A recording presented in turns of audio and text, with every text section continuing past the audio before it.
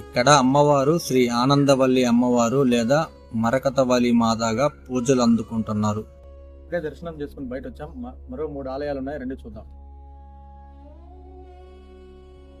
ఇక్కడ శ్రీ భక్తాంజనేయ స్వామి ఆలయం ఉంది.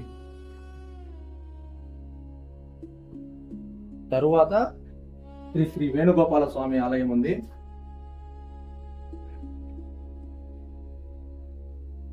తరువాత దత్తాత్రేయ స్వామి ఆలయం ఉంది.